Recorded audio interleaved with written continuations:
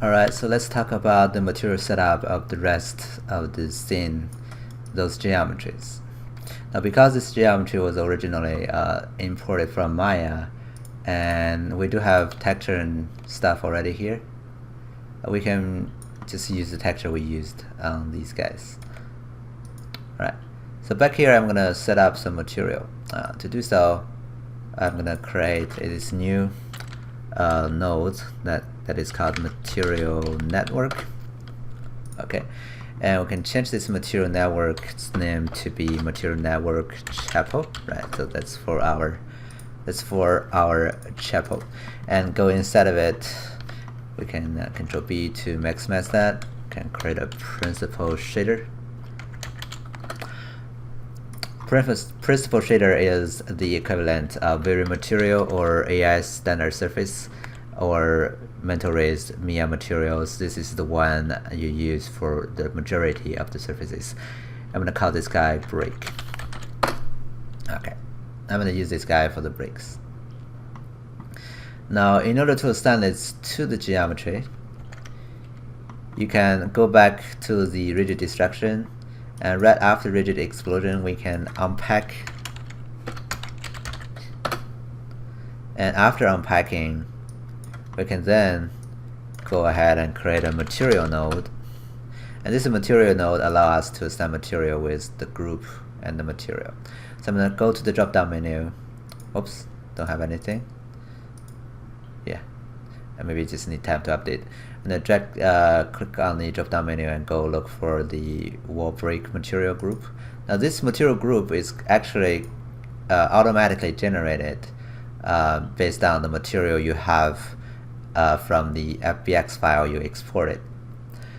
As you can see now, the actual material, wall break material is actually from that group is actually from this shading group in Maya, and it's transferred nicely. So wall break material group is again originally from here. If you have this here, when you export as FBX, you got this group right here. So that's the perfect match, right? I'm gonna go to material here and then go to the selection, and I'm gonna assign the principal shader I created and set that. You can see the color changes, right? And go ahead and do a render test, because sometimes it doesn't really update in the viewport, so you have to do a testing to see if this is better now, different now. So we do have successfully applied the material for the bricks. So we can go inside and talk about this material now. You can assign or operate material exactly, not exactly, but very closely like Maya. Like you can create nodes and connect those to base color, ILR, roughness. You can create texture node to connect that. So let's try the base color here first. I'm gonna press tab button and create a texture node, and I'm gonna load a break image. I'm now in my source image folder underneath the hip. The reason I do have a source image folder is because I actually combined, at the very beginning of this class, I combined Maya's project folder with Houdini's project folder. So this is like a project folder for both. I'm gonna go ahead and go to source image, and that's the image I use inside of Maya too. Right, so I can load the same image here. I'm gonna go ahead and load my break. I guess 03 is the last version. I'm gonna set that. And color goes to base color. Alright, let's do a render and take a look.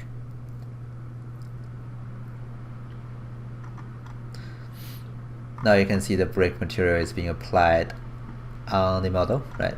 Now we can see there's a problem with the repeating of this texture. It's not really repeating enough. So just like Maya, we can create some UV control here. I'm gonna create a transform, a UV transform. And UV transform will have trouble figuring out the UV coordinates. You have to have also a UV coordinate here to tell it the original UV coordinate.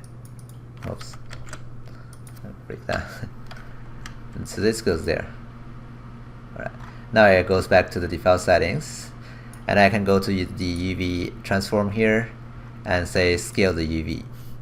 I can make it like 0.15 on the U and V direction. Okay, you can see now it's repeated a lot. Alright, and that's probably enough. I don't even see break on these guys because the resolution is not very high anyways, so I guess I'm fine with that. Now, one more thing I do have, I don't really like here is that the color is not really matching with that color, right? It's too saturated. And let's go ahead and take a look at our principal shader here. Now, one of the things we can do, of course, is underneath the surface, because this is brick, I don't need any roughness. So actually I need full roughness. So I'm going to drag this slider all the way up to 1 so that it's completely rough. Okay. Now I have to do this first because the appearance will be really different with and without the roughness values, or with different roughness values. Reflection, we don't need any, right? So 0 reflectivity.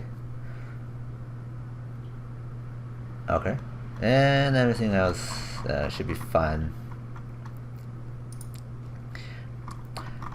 I'm gonna go ahead and start creating. Let's actually drag the reflectivity back. I think that reflectivity also means the diffuse reflection, or just the really rough reflection, so I can maybe accept that. I'm gonna go ahead and create a just making sure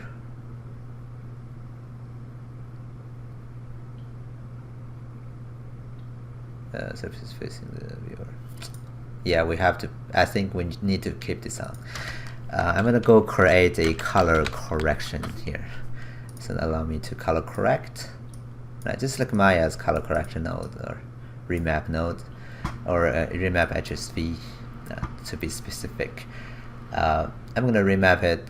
I'm gonna change the saturation to something lower. Right, and maybe the hue shift can be shifted to something more close to a orange color. Right, let's try to match those two colors. We can zoom out and really take a look, and I think they're close enough, so not really gonna bother too much. I can also color correct these guys eventually in Nuke anyways, maybe just a little bit more. Cool.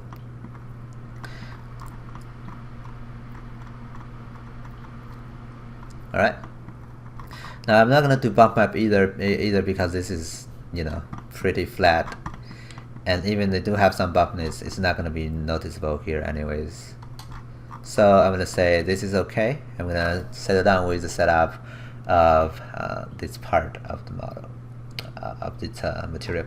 So we're gonna stop the material, the tutorial here now, and in the next one we're gonna go ahead and keep adding new materials for all other different parts of this building.